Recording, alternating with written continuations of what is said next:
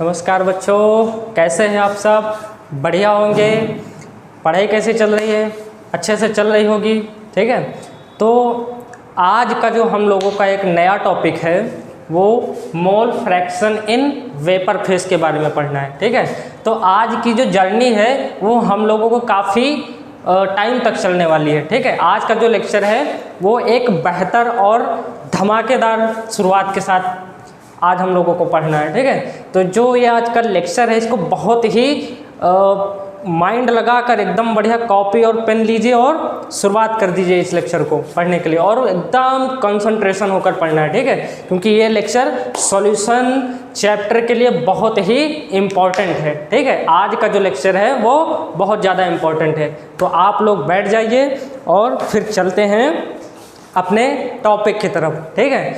तो चलें स्टार्ट करते हैं। फिर देखो क्या कह रहा है, mole fraction in vapour phase. तो अगर मैं बात करूं कि जो mole fraction in vapour phase होता है, इसमें जो वेपर फेज की अगर मैं बात करूं कि जो ये वेपर फेज होता है ये क्या होता है, ये डाल्टन्स लॉ होता है। क्या होता है? डाल्टन्स लॉ होता है। डाल्टन्स लॉ होता है। अब अगर मैं इसकी बात करूं कि डाल्टन्स लॉ क्या होता है, डाल्टन्स लॉ जहाँ पे लगता है वो एक गैसियस स्टेट में होता है। डाल्टन्स लॉ जो होता है वो गैसियस स्टेट में होता है, और जो वेपर फेज हमारा होता है ये गैसियस स्टेट में आता है, ठीक है। जो हमारा वेपर फेज है वो किस में आता है? गैसियस स्टेट में आता है। इसलिए इस पर क्या लगता है? डाल्टन्स लॉ लगता है, ठीक है। तो मान लो YA क्या है? मोल फ्रैक्शन ऑफ ए, ठीक है। YA क्या है? मोल फ्रैक्शन ऑफ ए। किसमें? वेपर फेज में, इन वेपर फेज, ठीक है। दूसरा देखो YB भी सेम है, mole fraction of B in vapour phase. अब यहाँ पर देखो, यहाँ पर क्या है? YA और YB क्या है? मोल फ्रैक्शन है, ठीक है। तो इससे पहले जो XA और XB हमने पढ़ाया था उसको मोल फ्रैक्शन माना था, लेकिन याद करो वो लिक्विड में था, ठीक है। वो किस में था? लिक्विड में था। तो जैसे X और XA प्लस XB का जो सम था वो 1 था, उसी तरह जो YA प्लस YB होगा उसका सम कितना होगा? 1 होगा, ठीक है। ये बात याद रखना, YA प्लस YB का जो सम होगा वो क्या होगा? 1 होगा। अब यहाँ पर देखो, जो पार्शियल प्रेशर होता है हमारा PA वो mole fraction into total pressure के बराबर होता है।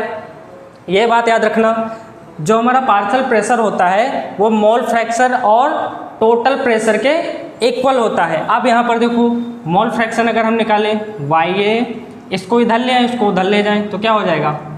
PA upon PT। अब यहाँ पर अगर हम देखें, बेटा यहाँ पर ध्यान से देखना, ठीक है। फॉर्मूला बनाने जा रहे हैं। YA इज इक्वल टू जो PA है हमारा, इसको हम क्या लिख सकते हैं? जो PA है, PA को लिख सकते हैं P0A इंटू XA, ठीक है। और जो हमारा टोटल प्रेशर होता है PT, उसको लिख सकते हैं P0A XA plus P0B XB, ठीक है। तो हमारा एक फॉर्मूला ये बन गया। क्लियर? आई बात समझ में? किसका? Mole fraction in vapour phase का एक फॉर्मूला ये बन गया। किसका? YA का। अब अगर मैं YB की बात करूं, यहाँ पे YB के लिए क्या होगा? PB अपॉन PT होगा, सेम इसी के कंपैरिजन से, ठीक है। यहाँ PA था और वहाँ पर PB, यहाँ YA का बनाया था, अब यहाँ पर YB का।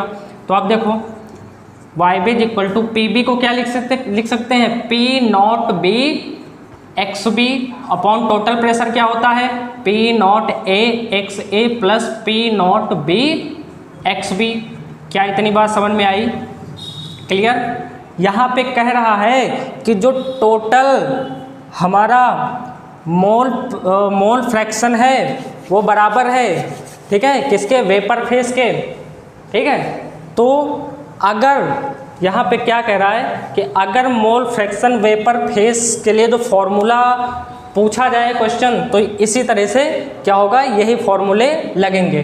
Mole fraction in vapour phase के लिए अगर पूछा जाएगा क्वेश्चन एग्जाम में तो यही फॉर्मूले लगेंगे, ठीक है। और इन पर न्यूमेरिकल्स किस बेसिस पे पूछे जाएंगे वो भी हम आपको बता देंगे नेक्स्ट लेक्चर में, ठीक है। तो अभी तो ये फॉर्मूला है, ठीक है, ये फॉर्मूला है, इस पर विशेष ध्यान दो, ये फॉर्मूला ऐसे प्रूव किया गया, ठीक है। फिर उसके बाद चलते हैं नेक्स्ट अगले टॉपिक पर, इसको देख लो, ठीक है। फटाफट शॉट ले लो, स्क्रीन शॉट ले लो, ठीक है। अब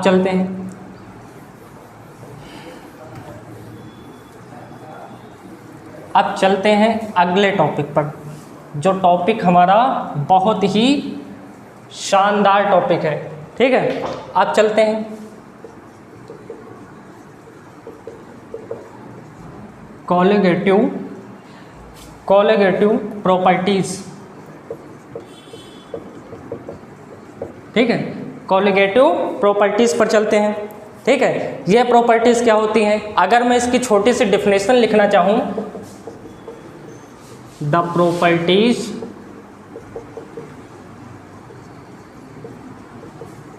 which depends on number of solute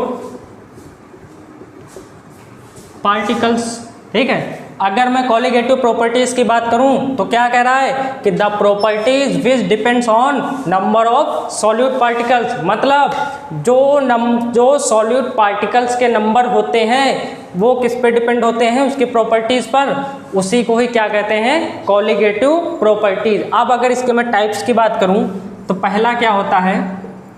RLVP होता है, दूसरा क्या होता है? EBP होता है, तीसरा क्या होता है?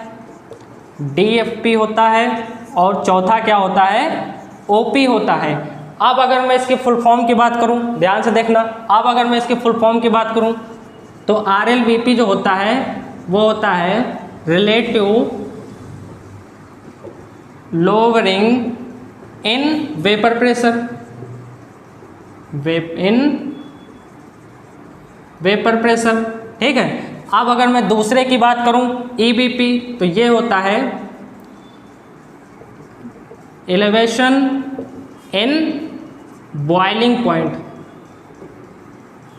ठीक है। क्या होता है? Elevation in boiling point. ध्यान से देखना, उधर नहीं, इधर उधर मत देखो, इधर देखो सामने, हाँ सामने देखो, इधर उधर मत देखो, नहीं समझ नहीं आएगा, ठीक है। अब ये देखो DFP, ये क्या होता है? डिप्रेशन इन फ्रीजिंग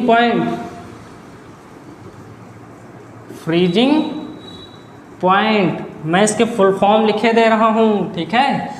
अब देखो वो क्या होता है?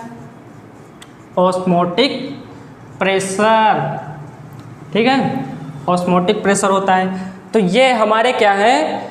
कुछ कॉलिगेटिव प्रॉपर्टीज़ हैं जिनके बारे में हमको पढ़ना है, ठीक है। अब ये चार हैं, इन चारों को हम अलग अलग टॉपिक से समझेंगे, ठीक है। ये चार हैं, इन चारों को अलग अलग टॉपिक समझेंगे। पहला क्या है? RLVP, जिसको बोलते हैं रिलेटिव लोअरिंग वेपर प्रेशर, दूसरा एलिवेशन इन बॉइलिंग पॉइंट, तीसरा डिप्रेशन इन फ्रीजिंग पॉइंट, चौथा ऑस्मोटिक प्रेशर, ठीक है। तो इन चारों को हम क्या करेंगे? अलग अलग पढ़ेंगे, ठीक है। तो सबसे पहले चलते हैं किस पे? RLVP पे चलते हैं, ठीक है। स्क्रीन शॉट ले लो, फटाक से स्क्रीन शॉट ले लो जल्दी से, ठीक है, ले लो।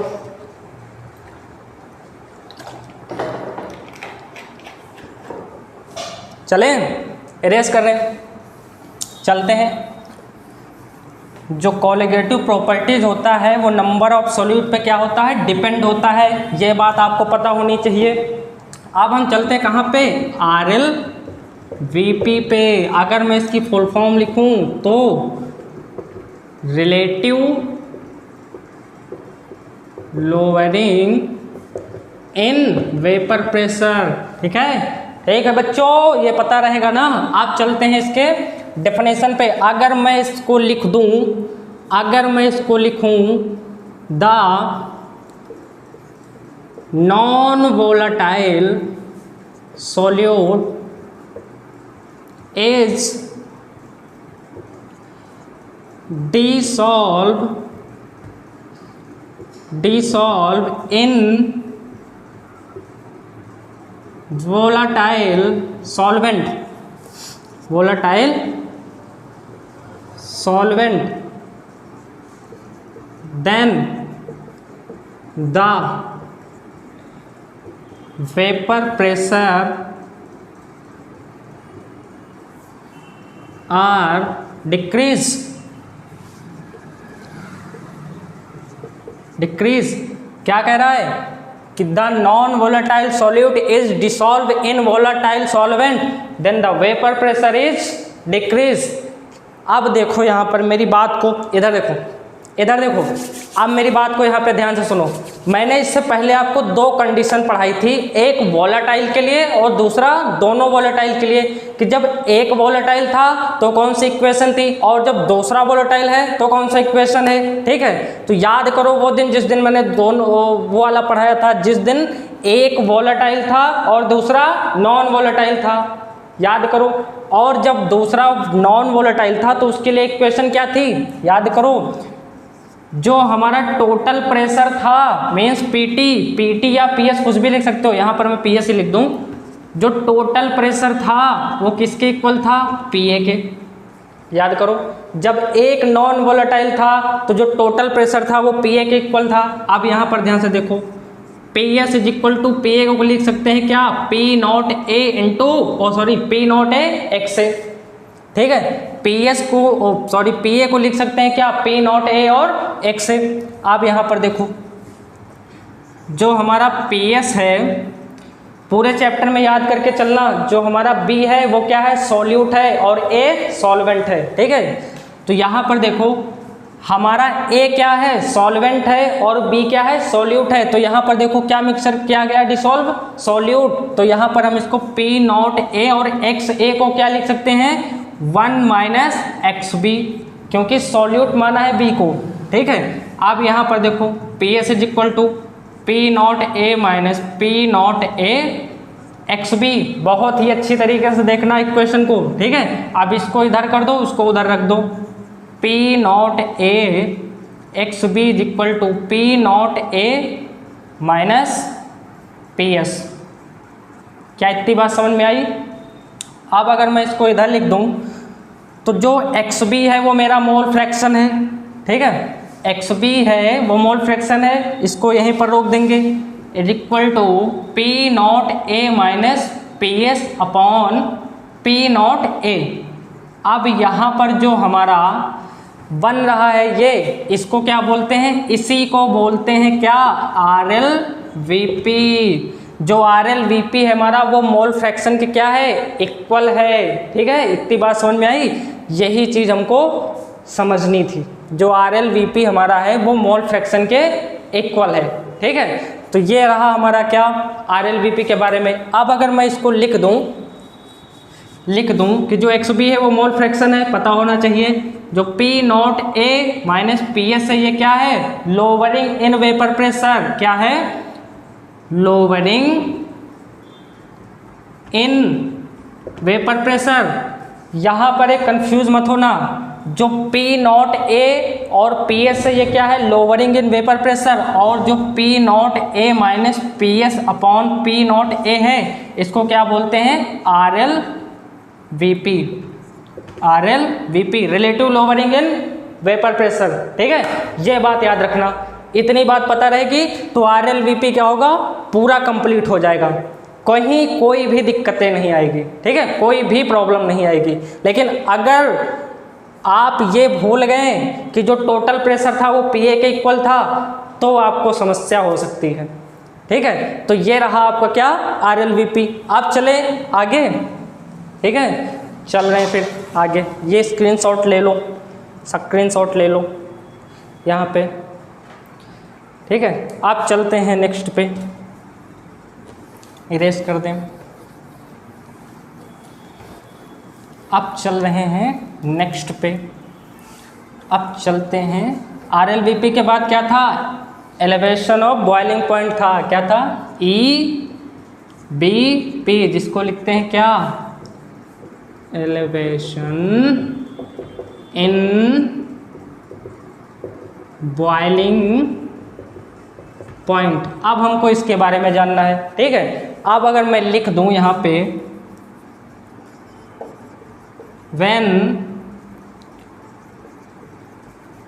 when the non-volatile solute is dissolved in volatile solvent, then the vapor pressure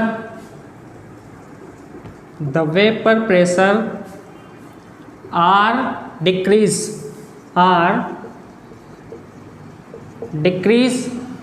and boiling point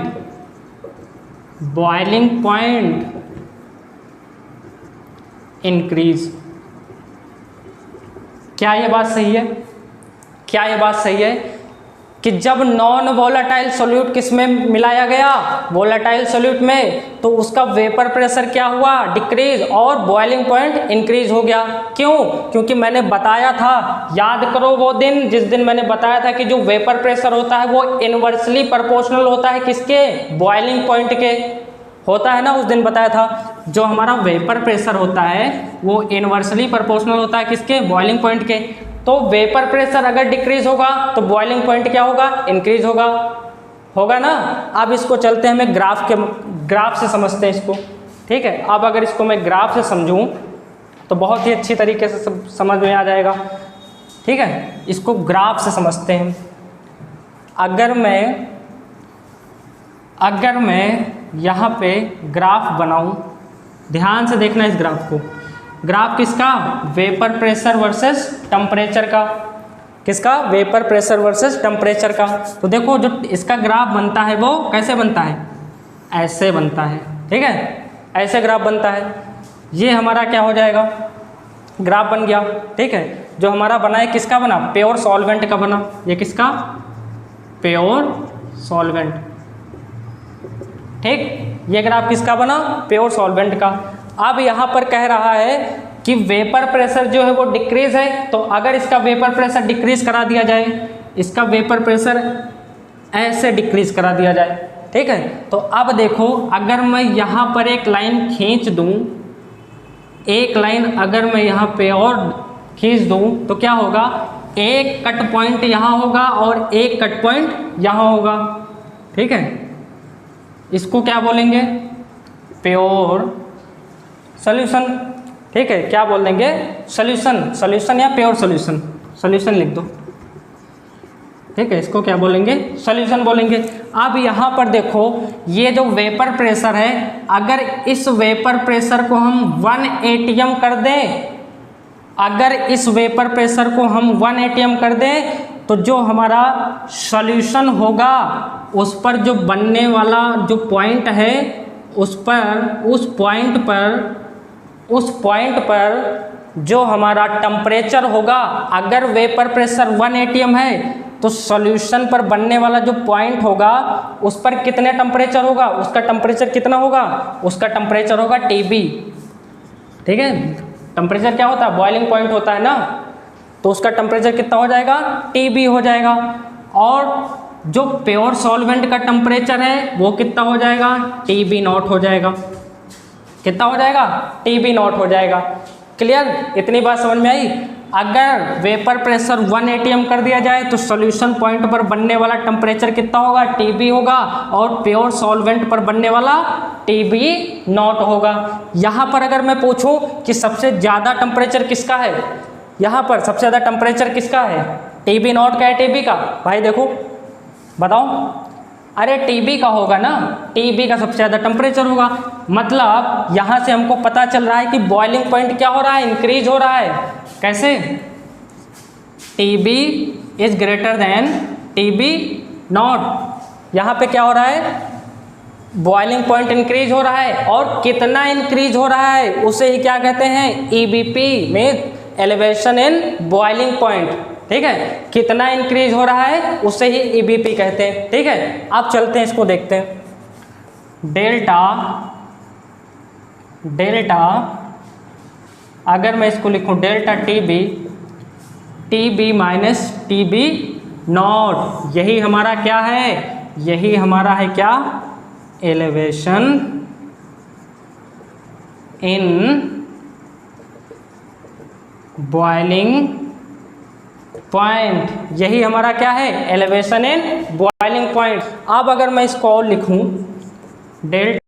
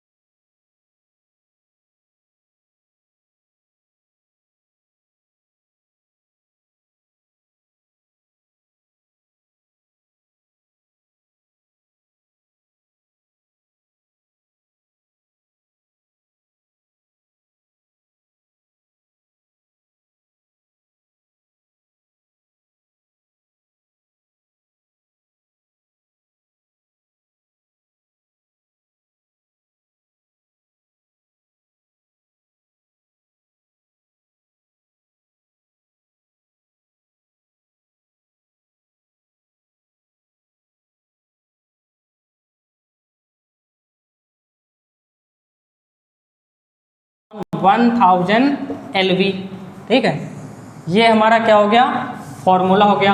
हालांकि ये कोई एग्जाम में देकर आता है क्वेश्चन में, लेकिन फिर भी मैं बता दूं, ठीक है, जहां पर R क्या है, गैस कांस्टेंट है, ठीक है, और TB नॉट क्या है, स्टैंडर्ड बॉइलिंग पॉइंट लिख दो इसको, ठीक है, स्टैंडर्ड बॉइलिंग पॉइंट किसके लिए, सॉल्वेंट के लिए, जितनी प्रॉपर्टी है किसके लिए है, सॉल्वेंट के लिए है, ठीक है। और अगर मैं यहाँ LV लिखूं तो ये होता है लैटेंट हीट ऑफ क्या है, वेपराइजेशन,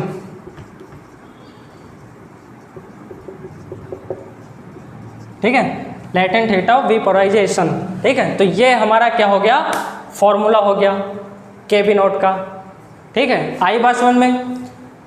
अब यहाँ पर देखो कुछ बचा, एलिवेशन इन बॉइलिंग पॉइंट में कुछ नहीं बचा, ठीक है। तो ये हमारा दूसरा क्या हुआ, कंप्लीट हुआ। अब इसको ध्यान से समझ लो, फिर चलते हैं तीसरे पे, बहुत ही ध्यान से देखना, ठीक है, ध्यान से देखना इसको, फिर चलते हैं नेक्स्ट टॉपिक की तरफ। अगर इसको निकालना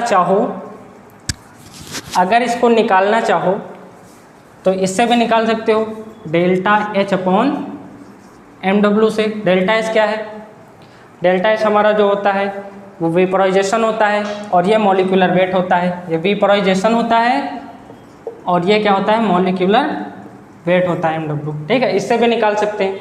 तो अब चलें तीसरे पे, ठीक है, इसको इरेज कर दे रहे हैं, ग्राफ बहुत अच्छे से समझना, ग्राफ को बहुत अच्छे तरीके से समझना। अब चलते हैं किस पे, DFP पे चलते हैं, DFP पे चलते हैं, जिसको बोलते हैं depression in freezing point,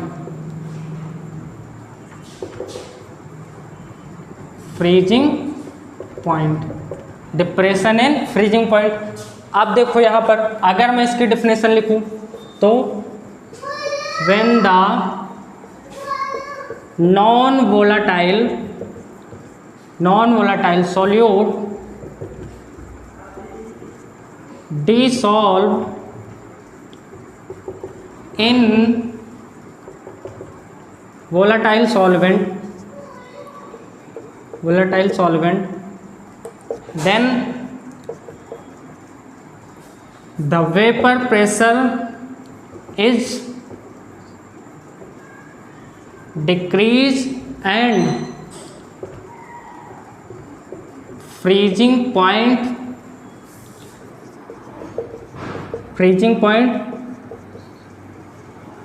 decrease. अब देखो यहाँ पर क्या कह रहा है कि अगर नॉन वोलेटाइल को वोलेटाइल सॉल्वेंट में मिला दिया जाए तो वेपर प्रेशर क्या होगा, डिक्रीज होगा, और उसी के साथ साथ क्या होगा, फ्रीजिंग पॉइंट भी डिक्रीज हो जाएगा। ठीक है, तो यही चीज़ हमको इसमें क्या हो दिखानी है। ठीक है, तो कैसे इसको समझते हैं, इसको भी एक ग्राफ से समझते हैं। जैसे अगर मैं इसके ग्राफ की बात करूं, वेपर प्रेशर वर्सेस टेम्परेचर में, ध्यान से देखना ये ठीक है, इसको ये ग्राफ को ध्यान से समझना। जैसे ही वो ग्राफ था उसी के कंपैरिजन से ये भी ग्राफ है। ठीक है, तो देखो ये थोड़ा है उस टाइप से। ठीक है, तो इसको देखो, ये हुआ, ध्यान से देखना ग्राफ को, और ये हुआ। ठीक है, ये जो हमारा है, अगर मैं इसको बोलूँ, इसको बोलते हैं क्या, सॉलिड प्योर सॉल्वेंट। ये क्या है हमारा, सॉलिड प्योर सॉल्वेंट, और ये क्या है, लिक्विड प्योर सॉल्वेंट। ठीक है, ये क्या है, सॉलिड प्योर सॉल्वेंट और लिक्विड प्योर सॉल्वेंट। अब देखो, अगर मैं इस ग्राफ की यहाँ पे बात करूँ तो जो सॉलिड प्योर सॉल्वेंट है और जो लिक्विड प्योर सॉल्वेंट है, वो जिस पॉइंट पर इक्विलिब्रियम हो रहे हैं उस पॉइंट पे जो टेम्परेचर होगा सॉल्वेंट का टेम्परेचर, वो TF0 होगा। क्लियर, जिस पॉइंट पर सॉलिड प्योर सॉल्वेंट और लिक्विड प्योर सॉल्वेंट क्या कर रहे हैं, इक्विलिब्रियम कर रहे हैं, तो क्या उस पॉइंट पर जो टेम्परेचर होगा कितना होगा, TF0 होगा। और अगर इसका अगर मैं वेपर प्रेशर डिक्रीज करूं तो देखो यहाँ पर ये एक कट पॉइंट यहाँ पर जाएगा। ठीक है, ये कट पॉइंट जाएगा, और तो इस कट पॉइंट पर जो लिक्विड सॉल्यूशन का टेम्परेचर बनेगा वो कितना बनेगा, TF बनेगा। अभी तक सॉल्वेंट और सॉल्वेंट का गेम था। ठीक है, अभी तक सॉल्वेंट और सॉल्वेंट का गेम था। अब सॉलिड प्योर सॉल्वेंट और लिक्विड सॉल्यूशन का गेम चलेगा। ठीक है, यहाँ पर देखना, अब ध्यान से समझो, जब सॉलिड प्योर सॉल्वेंट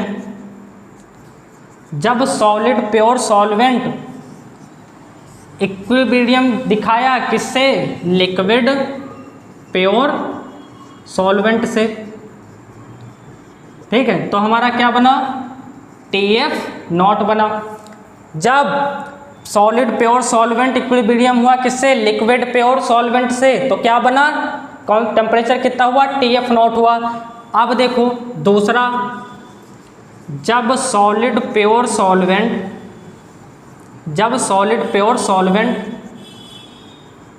इक्विलिब्रियम दिखाया किससे, लिक्विड सॉल्यूशन से। किससे, ध्यान से समझना, इधर लिक्विड सॉल्यूशन से, तो टेम्परेचर कितना बना, TF बना। ठीक है, इतने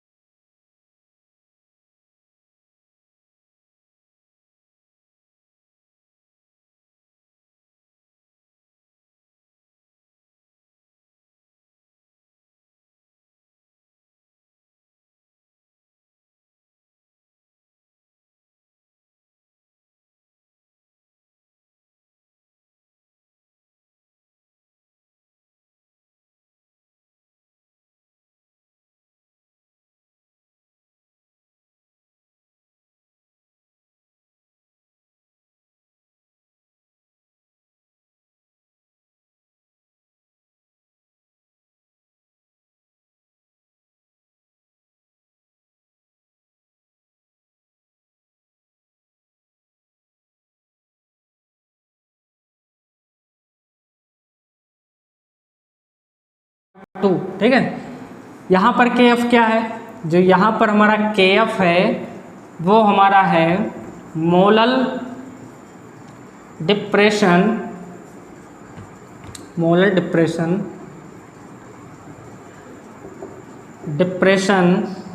कांस्टेंट, ठीक है। और इसको क्रायोस्कोपिक कांस्टेंट भी बोलते हैं, ठीक है। के एफ जो है वो मोलर डिप्रेशन कांस्टेंट है, इसको क्रायोस्कोपिक कांस्टेंट भी बोलते हैं, ठीक है। अब अगर मैं इसके फॉर्मूले पर चलूँ, जो हमारा के एफ है वो क्या हो जाएगा, R T F not square upon 1000 LV, ठीक है। ये इसका फॉर्मूला हो जाएगा। यहाँ पर आर क्या है, गैस कांस्टेंट है जो 1/12 के होता है, ठीक है। या और टी एफ की बात करूँ, टी एफ नॉट की बात करूँ तो यह क्या है, स्टैंडर्ड क्या है, freezing point, standard freezing point. T F not क्या है, स्टैंडर्ड फ्रीजिंग पॉइंट। और एल बी यहाँ पे क्या है, एल बी क्या है, लेटेंट हीट ऑफ फ्यूजन, फुस जिसे बोलते हैं, ठीक है। लेटेंट हीट ऑफ फुस बोलते हैं, ठीक है। तो ये रहा हमारा क्या, पूरा डिप्रेशन एंड फ्रीजिंग पॉइंट का, ठीक है। कैसे इसको समझे, कौन सी इक्वेशन लगी, सारी इक्वेशन और ग्राफ से भी हमने इसको समझा दिया, ठीक है। अब चलते हैं लास्ट पे, देख लो, इसको इरेज कर दें।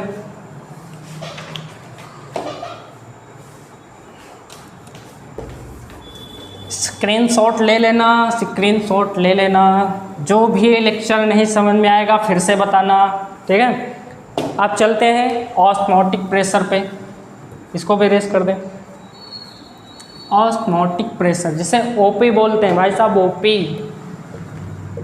ओपी ऑस्मोटिक प्रेशर, ये क्या होता है, ऑस्मोटिक प्रेशर क्या होता है, ठीक है। अगर मैं इसकी डेफिनेशन लिखूं, the flow of solvent lower concentration to higher concentration,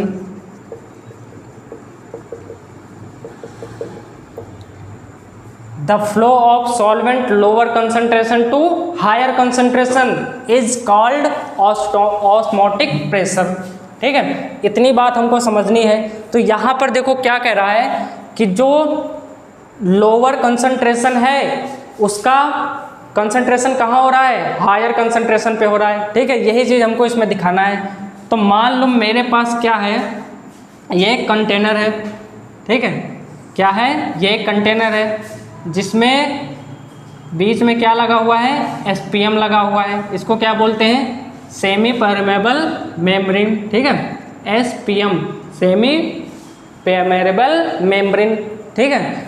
अगर ये क्या करता है, ये सिर्फ सॉल्वेंट को फ्लो करता है, क्या करता है, सॉल्वेंट को फ्लो करता है। तो इधर मान लो मेरे में क्या है, एक साइड क्या है, ये हो गया सॉल्यूशन, ठीक है। ये क्या हो गया, सॉल्यूशन जिसमें सॉल्वेंट और सॉल्यूट दोनों होते हैं, सॉल्वेंट प्लस सॉल्यूट, ठीक है। और इधर क्या है, इधर सिर्फ सॉल्वेंट है, इधर क्या है, इधर सिर्फ सॉल्वेंट है। अब यहाँ पर हमको दिखाना है कौन सा हायर कंसंट्रेशन है और कौन सा लोअर कंसंट्रेशन है। तो कैसे दिखाएंगे, यहाँ पर देखो सॉल्यूशन है जिसमें सॉल्वेंट और सॉल्यूट दोनों है, तो ये हायर होगा, क्या होगा, हायर होगा, हायर कंसंट्रेशन, ठीक है। और ये क्या होगा, लोअर होगा, ठीक है। इधर वाला जो सॉल्यूशन होगा वो क्या होगा, हायर कंसंट्रेशन होगा, और जो सॉल्वेंट होगा वो लोअर कंसंट्रेशन होगा। ठीक है, अब देखो यहाँ पे क्या होगा कि क्या कह रहा है, लोअर कंसंट्रेशन से हायर कंसंट्रेशन की तरफ, तो इधर से इधर की तरफ कंसंट्रेशन हो रहा है। ठीक है, इधर से इधर की तरफ कंसंट्रेशन हो रहा है, ये हमने दिखा दिया। इधर कंसंट्रेशन हो रहा है, ये हमने दिखा दिया। ठीक है, अब चलते हैं ऑस्मोसिस प्रेशर पे। इतनी बात समझ में आई। ऑस्मिक प्रेशर में क्या दिखाना है कि लोअर कंसंट्रेशन से हायर कंसंट्रेशन की तरफ कैसे क्या हो रहा है कि प्रेशर लग रहा है। ठीक है, अब चलते हैं आगे। देखो ये इतना नोट कर लो, तो इसके प्रेशर पर चलें। ऑस्मोसिस प्रेशर क्या होता है। ठीक है,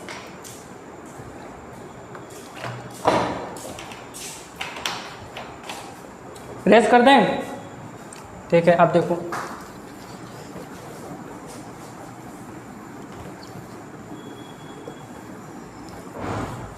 देखो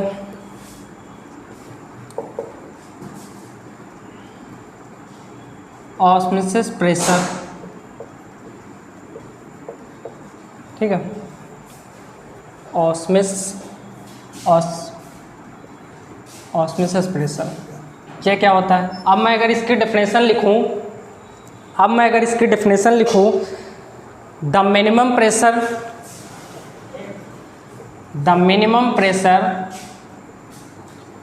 which applied to the solution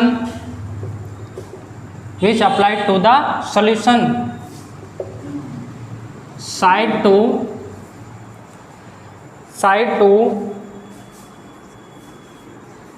prevent osmosis।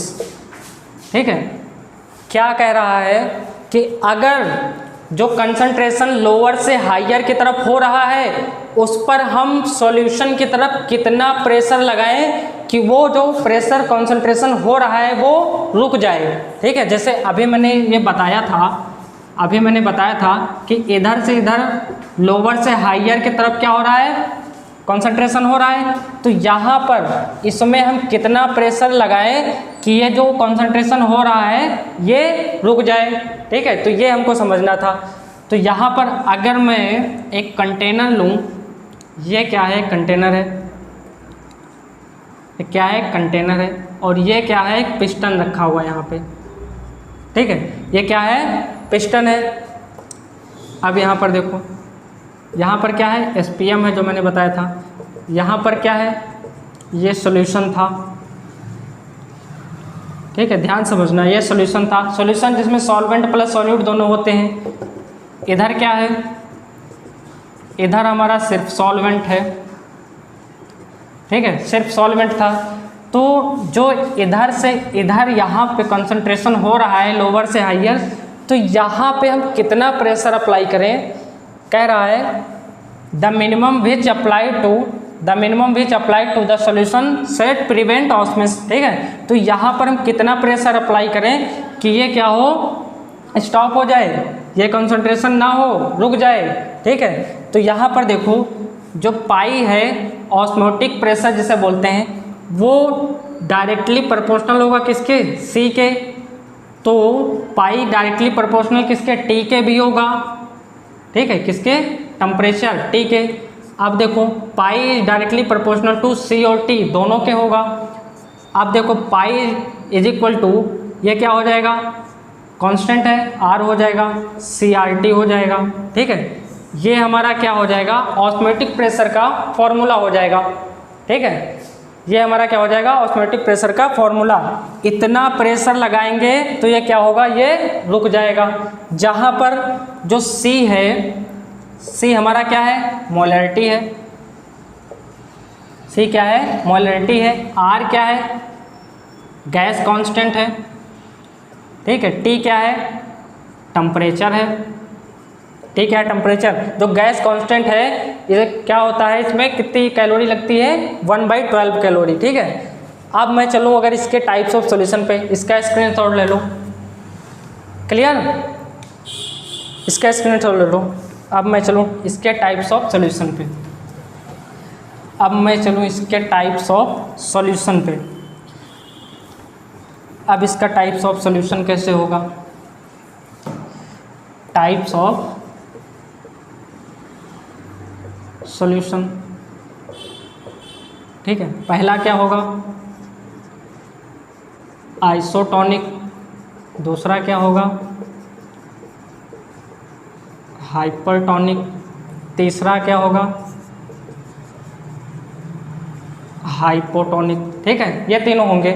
अब देखो यहाँ पर मान लो मेरे पास कोई दो लिक्विड है, ठीक है। मान लो मेरे पास क्या है, कोई दो लिक्विड है, कोई दो सॉल्यूशन, एक पाई 1 और एक पाई 2, ठीक है। अब अगर यहाँ पे पाई 1 क्या है, पाई 1 बराबर है किसके? पाई 2 के। अगर पाई 1 पाई 2 के बराबर है तो क्या होगा? आइसोटोनिक होगा, ठीक है। और अगर पाई 1 इज ग्रेटर देन है किससे? पाई 2 से, तो क्या होगा? 1 इज क्या होगा? हाइपरटोनिक होगा और 2 इज हाइपोटोनिक होगा। अब इसमें देखो अगर पाई 1 इज लेस देन पाई 2 है तो क्या होगा? 1 इज